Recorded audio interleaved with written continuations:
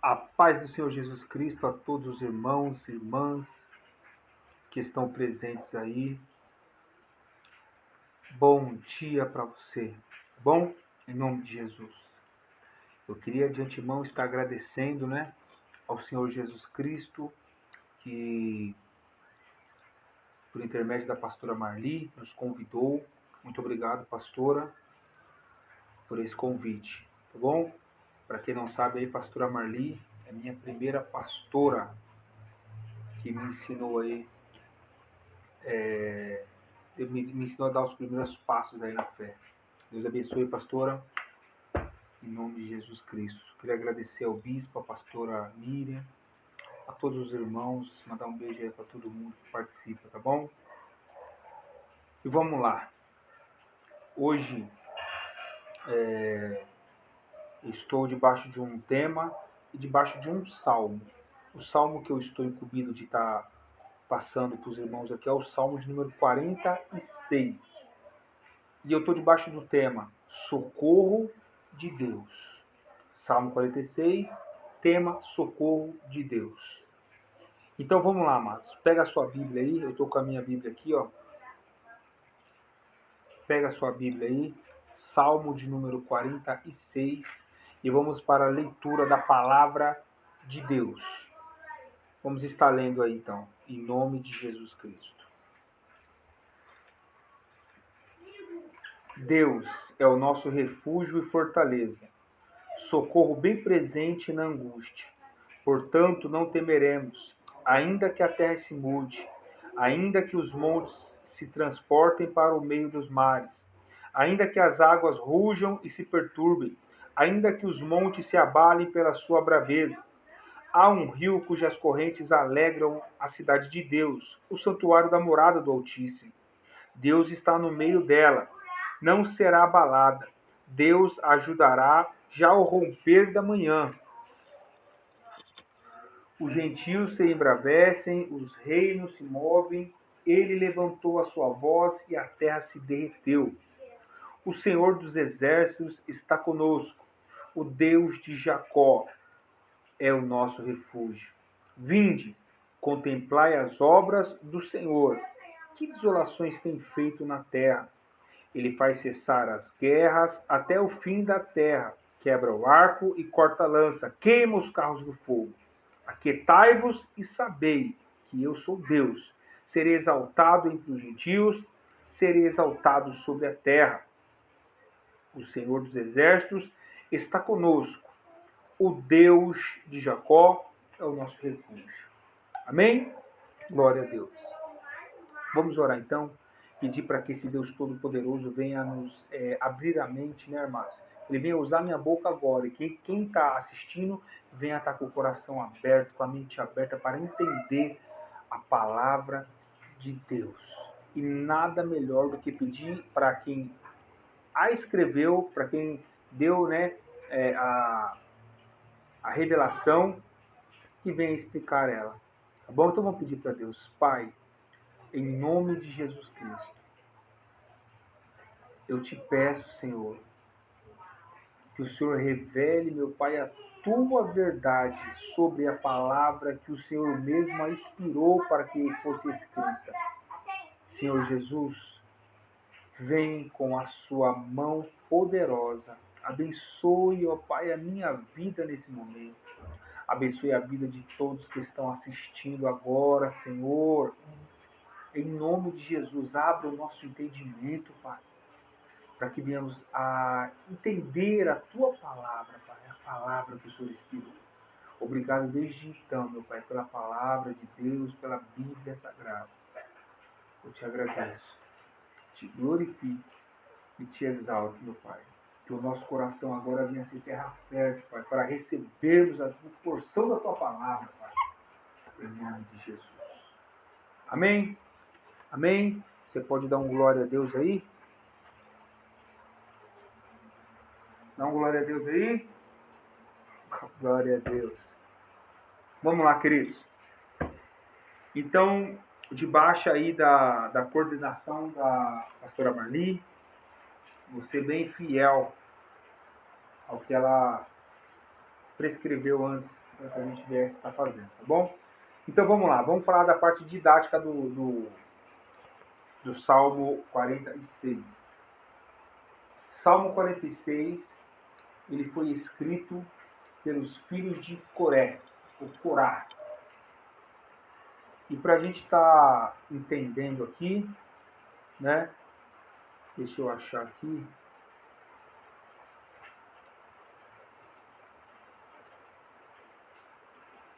Eu abaixei um estudo aqui que fala sobre os filhos de Coré.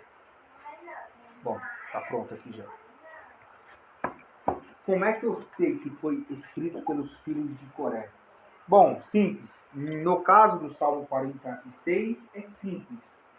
Está aqui no subtítulo. Ó, vou aproximar aqui, ó. Tá vendo? Olha lá, tá aqui, ó. Aqui já está dizendo que quem escreveu foi os filhos de Coré. Já está bem simplificado. Então já dá para saber que foi os filhos de Coré. No caso do Salmo 46, não me cabe dúvida. Porque já está especificado isso. Amém? Então está aqui, ó. Cântico sobre alamude para cantor-mor entre os filhos de Coré. Então, subentende-se que quem escreveu esse salmo foram os coraitas, os filhos de Coré. Então, vamos descobrir um pouquinho quem foi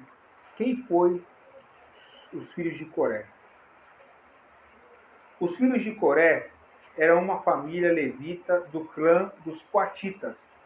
Os filhos de Coré também são chamados na Bíblia de coraitas. Os coraitas descendem de Corá, um levita da casa de Coate. Né? Essa passagem que está dizendo aqui, está lá em Êxodo 6, 24. Também tem uma passagem aqui que fala algo sobre eles em Números 26, do 58. Em 1 Crônicas, capítulo 6, versículo 22, do 38. E 1 Crônicas 9, de 19 a 32. Amém? Corá ficou conhecido na Bíblia por ter sido engolido pela terra enquanto se opôs à liderança e sacerdócio de Moisés e Arão. Isso aí a gente encontra lá em Números capítulo 16. Alguns estudiosos defendem que os filhos de Coré não descendiam do rebelde Corá, mas de outras pessoas da mesma família, que também tinham o mesmo nome. Mas apesar de Corá ter sido tragado com todos os seus bens e sua casa, a Bíblia faz questão de informar que os filhos de Corá não morreram com ele. Está lá em número 26, versículo 10 e o versículo 11. Está dizendo lá que na rebelião que Corá teve contra Moisés, Deus poupou os filhos de Coré. Isso parece indicar que os filhos de Coré não acompanharam seu pai em sua rebelião. O texto bíblico menciona os nomes dos filhos de Coré: Assir, Alcana, Abisaaf, está lá em Êxodo 6, 24. Portanto, é completamente possível que os coraitas que aparecem no templo da monarquia de Israel sejam mesmo descendentes dos filhos de Coré, que foi morto pelo juiz de Deus. Se esse for o caso, então a história dos filhos de Coré é um exemplo claro e prático de que Deus falou através do profeta Ezequiel. O indivíduo que pecar, este morrerá. O filho não levará a culpa do pai. Tampouco o pai será culpado pelo pecado do filho. Assim a justiça do justo lhe será acreditada, e a malignidade do ímpio lhe será devidamente cobrada com vida. Está lá em Ezequiel, capítulo 18, versículo 20. Os filhos de Coré eram levitas, Portanto, eles se ocupavam de todas as atividades que eram de responsabilidade desta tribo. Basicamente, eles serviam como auxiliares dos sacerdotes e desempenhavam várias funções no tabernáculo, posteriormente no templo em Jerusalém. O livro de Crônicas diz que os filhos de Coré tinham porteiros no tabernáculo e no templo. Está lá em 1 Crônicas 9:17, 1 Crônicas 26, o versículo 1. Os coraitas também estavam entre os cantores levitas e foram constituídos pelo rei Davi para dirigir o canto da casa do Senhor depois que a arca teve repouso, que a arca voltou, né? Que Davi trouxe a arca. Está lá em 1 Crônicas 6:31. Eles ministravam diante do tabernáculo com cânticos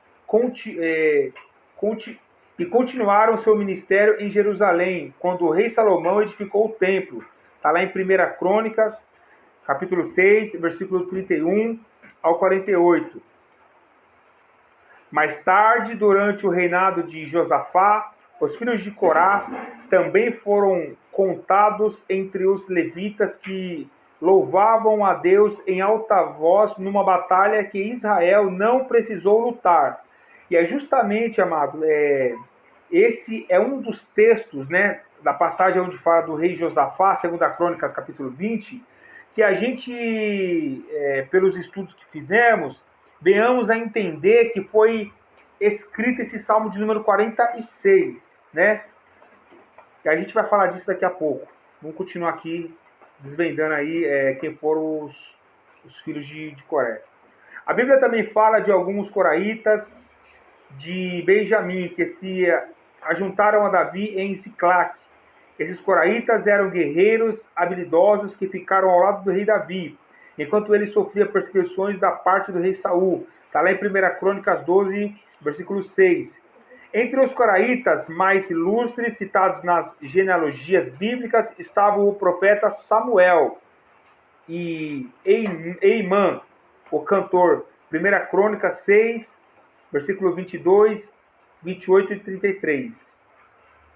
Os filhos de Coré foram autores de salmos, né? Está no plural, escreveram mais de um. E são eles, né? O 46, o 42, o 49, o 84, o 85, o 87, o 88. Apesar, deixa eu ver, então é isso aí. Então essa foi um pequeno resumo aí de quem foi o autor do Salmo de número 46.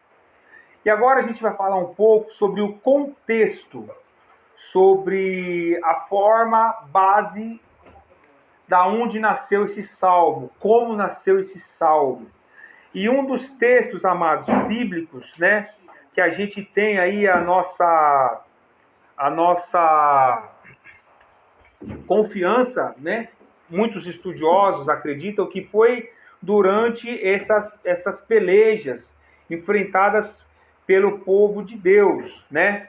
Eu gostaria de estar abrindo a Bíblia aqui com os irmãos, no livro de 2 Reis, capítulo de número 18, e a gente vai ver, né, um dos motivos pelos quais poderia ter sido feito esse salmo.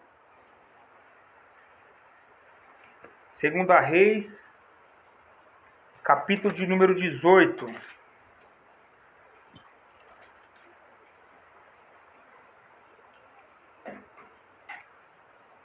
Eu vou estar lendo aqui com os irmãos.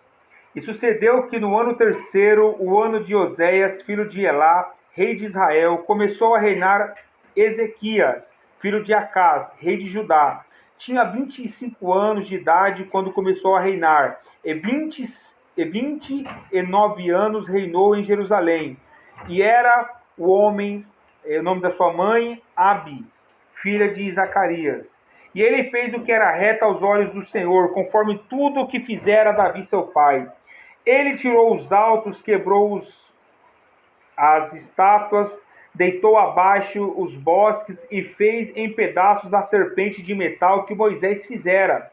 Porquanto até aquele dia os filhos de Israel lhe queimavam incenso e lhe chamavam Neustã. no Senhor Deus de Israel confiou, de maneira que depois dele não houve quem lhe tomou, perdão.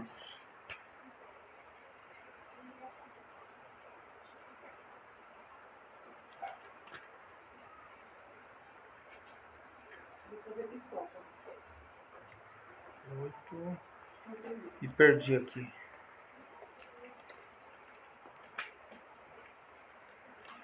Pronto, achei.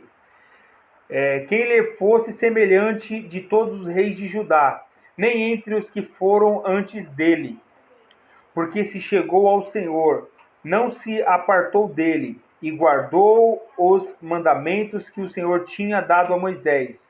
Assim foi o Senhor com ele para onde quer que saísse, se conduzia com ele com prudência. E se rebelou contra o rei da Síria. Olha o texto dizendo aí, ó. Ezequias, então, ele na obediência ao Senhor Jesus Cristo, ele se revolta com o rei da Síria que estava jogando jugo contra, né, o povo de Deus. E ele talvez se questiona dizendo, se eu estou servindo ao Senhor Deus Todo-Poderoso, por que eu vou agora ficar debaixo do jugo desse rei pagão? E ele se rebela então contra esse rei. E aí esse rei agora vai dar a sua retaliação para que não venha perder o comando da nação do povo de Deus. Assim foi o Senhor com ele, para onde quer que ele saía e se conduzia com prudência. E se rebelou contra o rei da Síria, e não o serviu. Ele feriu os filisteus até Gaza, como também os seus termos, desde a torre dos Talaias até a cidade fortificada. E sucedeu no 4º ano do rei Ezequias, que era o 7º ano de Oséias, filho de Elá, rei de Israel, que Salmaneser, rei da Síria, subiu contra Samaria e o cercou. E a tomou a fim de 3 anos, no ano 6º de Ezequias, que era o ano 9º de Oséias, o rei de Israel, quando tomaram Samaria. E o rei da Síria transportou a Israel para a Síria, e os fez levar a Elá, a Alá e a Abor, junto ao rio Gozã, e as cidades dos Medos, porquanto não obedeceram à voz do Senhor, do seu Deus, antes transgrediram a sua aliança e tudo quanto Moisés, servo do Senhor, tinha ordenado, e ouviram, nem o fizeram. Porém, no ano 14º do rei Ezequias, subiu Senaqueribe, rei da Síria, contra todas as cidades fortificadas de Judá e as tomou. Então Ezequias, rei de Judá, enviou ao rei da Síria, a Laquis, dizendo: pequei, retira-te de mim, tudo que me puseres suportarei. Então o rei da Síria impôs a Ezequias, rei de Judá, 300 talentos de prata e 30 talentos de ouro.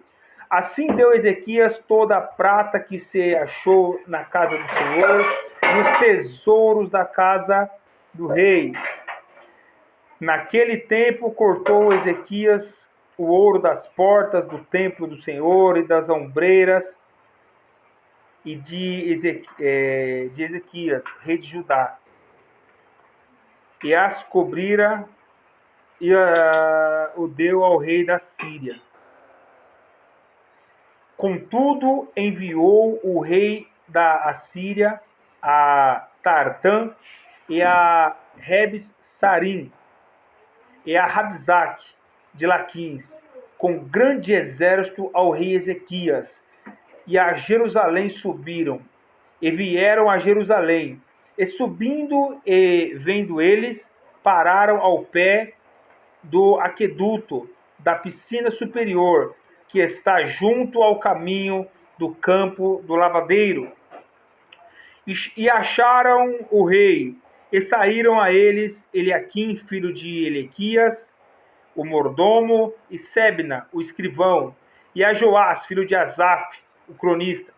E a Rabzaque lhe disse: Ora, diz Ezequias, assim diz o grande rei, o rei da Síria. Que confiança, olha, presta atenção, amados. Que confiança é essa em que te estribas?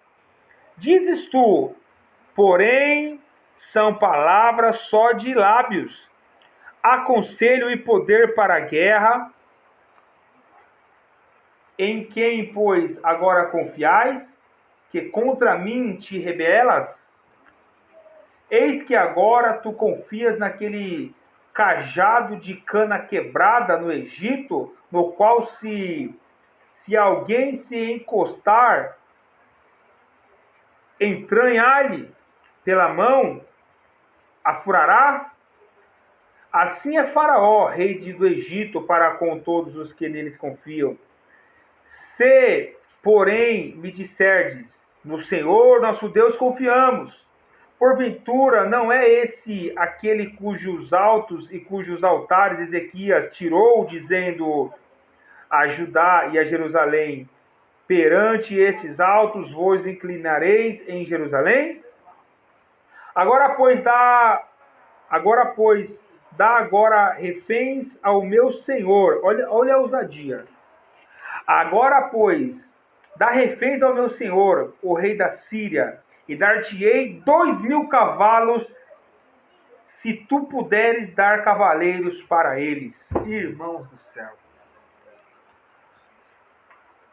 O rei Ezequias, então, a Bíblia vai dizer que ele, por estar na obediência, na palavra de Deus, ele sente a confiança de dizer: chega do jugo do rei da Síria, chega. Estou debaixo do jugo do Senhor. É que nem eu sempre costumo falar. Todos nós, seres humanos, estaremos debaixo de um jugo. Não tem como fugir disso. Quer crentes ou não crentes. A diferença é que se estamos com Deus, o jugo do Senhor é leve. É leve. Agora, se não estamos na obediência de Deus, estamos debaixo do jugo de Satanás. E para quem não sabe, jugo é um aparelho, né? O pessoal usa na agricultura, aonde coloca ali um aparelho de madeira que coloca 2 animais para que juntos eles possam levar a ferramenta de arar, né? Vem arrastando. Então ali está um do lado do outro andando. Se um fazer uma força, o outro vai ter que acompanhar. Então vai ter que os dois andar juntos. Todos nós que estamos nessa manhã estamos debaixo do jugo do Senhor Jesus Cristo, porque é leve. Não estamos mais debaixo do jugo de Satanás. Amém?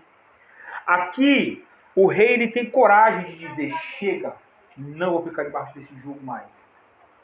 E aí ele vai sofrer a retaliação do rei. Senaqueribe começa então a usar as persuasões, usar o modo de falar, né, amedrontando, dizendo: meu, você está confiando em quem? Você está confiando no Egito? O Egito está falido, está quebrado. Ah não, você está confiando em Deus? Mas não eram os altares que era sacrificado a Deus, que Ezequias mandou tirar? E logo depois, amados, ele ainda vai dizer que era Deus, o próprio Deus, que tinha dado essa ordem para eles. Entrando em contradição. Primeiro eles usam a desculpa de dizer que não confiar na nação vizinha, que era o Egito.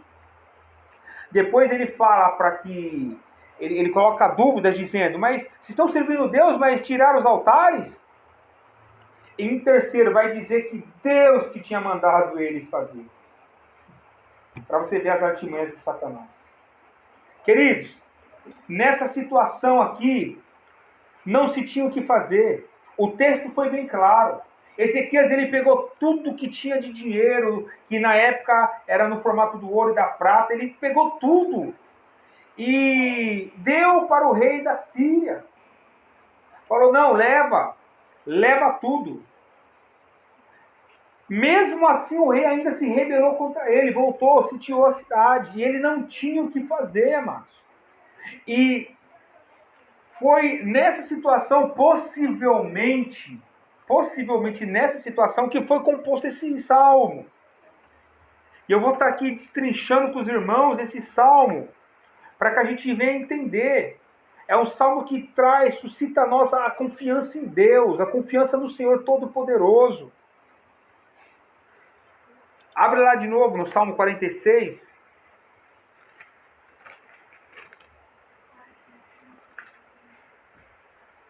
Vamos estar lendo aqui. Deus é o meu refúgio e fortaleza, socorro bem presente na angústia. Irmãos, presta atenção. Socorro bem presente na angústia. Queridos, como é que a gente vai provar esse socorro de Deus se não for na angústia? Quantos de nós, amados, passamos por situações adversas que a gente não teve como se apoiar em nada, em ninguém, não tinha para onde correr. Nós estávamos na mesma situação do povo que saiu do Egito. Era montanha para um lado, montanha para o outro, na nossa frente um grande mar. E atrás da gente um grande exército querendo aniquilar. Não tinha o que fazer. E aí a gente se volta para Deus. Se volta para o Senhor, porque Ele é o nosso, aleluia, Ele é o nosso refúgio. De fato, amados, de fato. O que eu glorifico a Deus, queridos, é que, por mais que muitas das vezes Deus vê a gente quebrando a cabeça, esperando em homens, esperando no dinheiro, esperando em situações, confiando em tudo que é coisa. Quando a gente vê que não tem mais saída e vê que nem um cachorrinho molhado para Deus, Ele ainda nos aceita, irmãos. Ele ainda nos aceita, é muito amor. É muito amor desse Deus. Olha aqui o verso 2. Portanto, não temeremos, ainda que a terra se mude, ainda que os montes se transportem para o meio dos mares. Queridos, se a gente for comparar a palavra de 2 a Reis e colocar, e formos ilustrar que os coraitas escreveram, a tribo de, escreveram mediante essa situação, ele está dizendo, ainda que a terra seja jogada no meio do mar, não é o exército do rei da Síria que vai nos paralisar, não. Você quer catástrofe pior do que a descrita no verso 2? Portanto, não temeremos, ainda que a terra se mude, e ainda que os montes se transportem para o meio dos mares.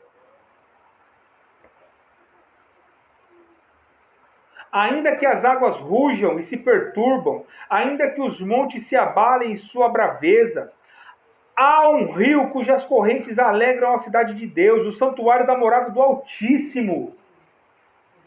Deus está no meio dele, não se abalará. Deus o ajudará já ao romper da manhã. O choro pode durar uma noite, mas a alegria vem pela manhã, assim diz o Senhor. A palavra dele diz isso. E muitas das vezes nós não temos paciência para entender o tempo que estamos em uma prova, o tempo que estamos em uma situação adversa e queremos ser imediatistas, queremos trazer ali a resposta. Eu sei que você está sofrendo talvez, eu sei que você está vendo alguém sofrendo talvez, eu sei que a situação que você está passando é uma situação muito difícil, eu sei, mas temos que colocar a nossa confiança num Deus que deixa com que tudo venha acontecer ao nosso favor, para o nosso bem, porque tudo que Ele faz é bom, perfeito e agradável. Aqui tem uma curiosidade, amados, no verso 4. Há um rio cujas correntes alegram a cidade de Deus. Bom, Jerusalém não tem rio. Não tem nenhum rio que corta Jerusalém. Tinha aqueduto, né, que é o sistema de entrada de águas para abastecer a cidade. Mas não se compara com o rio. Aqui está dizendo, há um rio cujas águas alegram a cidade de Deus.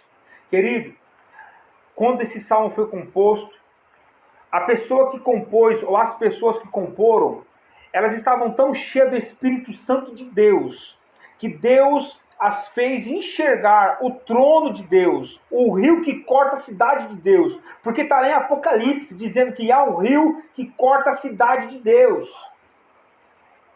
Deus, quando a gente está numa situação tão difícil, Deus mostra pra gente o impossível, para mostrar que o possível vai acontecer, que Ele está no controle. A situação estava adversa, a situação estava difícil, e de repente veio uma revelação dessa aqui no verso 4. Há um rio cujas correntes alegram a cidade de Deus, um santuário da morada do Altíssimo. Repito, não tem rio em Jerusalém. De qual rio aqui eles estão falando, amados?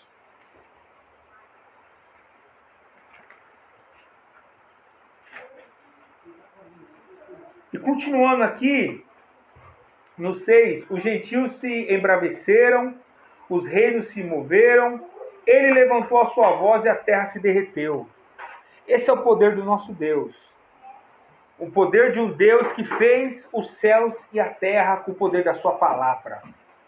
Como disse na pregação que foi ministrada um tempo atrás, que tem pessoas que acreditam na explosão dos átomos, dos elementos no espaço, que aconteceu todas as coisas, e que por essas explosões surgiram estrelas, e que assim foi, até que chegasse até onde a gente está. Pensamento iluminista, né? Porém, eu acredito que, por mais que está predito que isso aconteceu, teve um arquiteto que fez tudo isso. Teve alguém que arquitetou tudo isso. Teve alguém que disse, faça, haja. O Todo-Poderoso é o nome dele. Aqui no 7 diz assim: o Senhor dos exércitos está conosco. O Deus de Jacó é o nosso refúgio. Na situação que estava ali descrita, não tinha saída para Ezequias. Ezequias não tinha exército. Ezequias não tinha armas. Até o mesmo o mensageiro do rei, né, da Síria, ele diz: me dá 2.000 homens. Se você conseguir achar, me dá 2.000 homens, que eu te dou 2.000 cavalos para você. Olha que afronta, amados. Ele pede 2.000 homens de guerra e não tinha. Ele doaria os cavalos e não tinha. Ezequias não tinha um exército. Ezequias, querido, ele se preocupou na restauração da fé. Ele se preocupou naquilo que Deus se agrada. Ele se preocupou, ele derrubou os altares, ele destruiu aquela serpente no deserto, lembra? Aquela serpente que Moisés colocou no deserto para que todos que olhassem para ela fossem curados. O povo de Israel prestava culto para essa serpente até nos dias de Ezequias. Ele foi lá, ele viu que aquilo não era de Deus, tudo aquilo ali, ele acabou com aquilo, ele restaurou. E assim, queridos, ele foi fiel. E quando somos fiéis ao Senhor, criamos em Deus uma reação. Toda ação gera uma reação. Confiança em Deus gera milagre. Confiança em Deus gera milagre. Aqui, Ezequias não poderia fazer nada, estava de mão atada. Mas ele não fica simplesmente esperando cair do céu, não. Ele vai buscar em Deus. Ele vai buscar no Senhor. E aqui, olha o verso 8. Vinde, contemplai as obras do Senhor. Que desolação tem feito na terra. Esse nosso Deus, ele é maravilhoso, amados. Esse nosso Deus, ele é bendito, ele é santo. Ele faz proezas mesmo, ele faz maravilhas para aqueles que confiam nele. Ao 9. Ele faz cessar as guerras até o fim da terra e quebra o arco e corta a lança. Queima os carros no fogo. Aquietai-vos e sabei que eu sou Deus. Serei exaltado entre os gentios. ser exaltado sobre a terra. O Senhor dos exércitos, o Deus de Jacó, é o nosso refúgio. Ele é o nosso refúgio. Ele é a nossa segurança. Ele é aquele amparo na situação de calamidade, onde a gente não tem mais saída. É o nosso Deus. Amados, pelos estudos que fiz, muitos estudiosos dizem que foi nessa situação, uma das possíveis situações, que os filhos de Coré fizeram esse salmo. Fizeram esse salmo para glorificar o nome do Senhor Jesus Cristo. Mas eu quero, queridos, e para você ver que as coisas são minuciosas. Olha que o rei da Síria, escrevendo cartas, né? Eu estou aqui em 2 Crônicas 32, a partir do 17. Olha o que ele escreveu. Escreveu também cartas para blasfemar do Senhor Deus de Israel, para falar contra ele, dizendo: assim como os deuses das nações das terras não livraram o seu povo da minha mão, assim também o Deus de Ezequias não livrará o seu povo da minha mão. Aí pronto, irmão. Aí pronto. Aí já era. Já não era mais com Ezequias a situação, agora é com o próprio Deus. Queridos, a gente tem que aprender uma coisa, e eu preciso aprender isso também, junto com os irmãos. Quando recebemos afrontas, não é a nós que as pessoas querem ferir. Elas querem dizer que Deus não está com a gente. Elas querem dizer que Deus não é o nosso socorro, não é tudo aquilo que a gente fala. Aqui o rei da Síria, irmão, entrou num buraco sem fundo. Ele começou a falar que Deus não faria mal. Aí pronto, irmão. É que nem quando Davi foi para o campo de batalha. E olha o que Davi falou. Quem é esse gigante incircunciso para blasfemar contra os exércitos dos Deus Todo-Poderoso? O negócio não é comigo, não. O negócio não é comigo, não. Mas do meu Deus, ninguém pode falar. Porque meu Deus é poderoso. Continuando aqui, ó. A gente vai entender que ele usou aí, né, a estratégia de falar em alta voz na língua que o povo pudesse entender, para fazer com que houvesse uma rebelião contra Ezequias. Porém, o povo estava totalmente junto da ideia que Ezequias tinha proposto de voltar a ser fiel a Deus. Ezequias, ele fez uma revolução, que eu já disse, reestruturando a fé na nação. E aí, o resultado que todo mundo sabe foi a fé de Ezequias no momento. Ele pegou aquela carta, ele foi para o templo, ele falou: Deus, aqui tal, essa carta que o rei da Síria escreveu, não está afrontando a mim, está afrontando o Senhor. Está afrontando o Senhor. E aí a gente já sabe o que vai acontecer, né, amados? A Bíblia vai dizer que Deus... Olha aqui a resposta de Deus. 2 Crônicas, né, no capítulo 32, o verso 20 diante.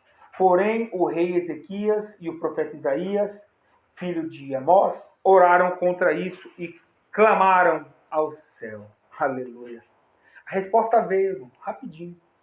Então, o Senhor enviou um anjo que destruiu todos os homens valentes e os líderes e os capitões no arraial do rei da Síria. E, envergonhado, voltou à sua terra. E entrando na casa do seu Deus, Deus com D minúsculo, alguns dos seus próprios filhos o mataram ali. A espada acabou o rei Senaqueribe. Por quê? Porque o Salmo 46, ele não foi apenas lido, ele foi vivido. A confiança plena em um Deus que pode mudar a minha e a sua história. Em um Deus que está sempre de braços abertos para nos acolher, entender e guerrear as guerras que a gente não conseguiria guerrear sozinho. É nesse Deus que eu confio e que eu peço que você comece a confiar ou que fortifique a sua confiança nele. Amados, foi uma breve aula, né? Eu queria desde já agradecer e deixar alguns versículos aqui para nossa meditação, tá bom? Olha o Salmo 70, verso 5. Quanto a mim, sou pobre e necessitado. Apressa-te, ó Deus, tu és o meu socorro, o meu libertador. Senhor, não te demores. Olha o Salmo 72, o verso 12. Pois ele liberta os pobres que pedem socorro, os oprimidos que não têm quem os ajude. É ele, irmãos. Olha o Salmo 77, verso 1. Clamo a Deus por socorro. Clamo a Deus que me escuta. Aleluia. Salmo 88, verso 13. Mas eu, Senhor, a ti clamo por socorro. E já de manhã, e a minha oração chega à tua presença. Olha o Salmo 102, verso 1. Ouve a minha oração, Senhor. Chega a ti o meu grito de socorro. Salmo 108, verso 12. Dai-nos ajuda contra os adversários, pois inútil é o socorro do homem. Inútil. Se não vir do Senhor, irmãos, não vai adiantar nada. Eu quero desde então agradecer a todos aí, em nome de Jesus Cristo, que Deus abençoe a cada um de vocês. Eu quero encerrar com uma breve oração. Amém? Senhor, em nome de Jesus Cristo, a gente, muitas das vezes, ó Deus, tentamos fazer as coisas acontecerem da nossa maneira e não enxergamos um Deus todo-poderoso, meu Pai, que está sempre no mesmo lugar, apto a nos socorrer no momento de calamidade. Pai, o Salmo 46 nos ensina, meu Pai, que ainda que os montes se abalem no meio do mar, ou seja, que uma das piores catástrofes possam acontecer, o Senhor estará conosco. O Senhor é o nosso Deus, é o nosso refúgio, é a nossa fortaleza. Em Ti confiaremos, ó Pai. E que assim a nossa fé fique alicerçada, arraigada, Pai, no Senhor. É o que eu te peço, em nome de Jesus Cristo. Eu quero agradecer a pastora Marli, a todos os irmãos, um ótimo domingo aí, um bom culto daqui a pouco, e que todos fiquem na paz do Senhor Jesus Cristo. Deus abençoe.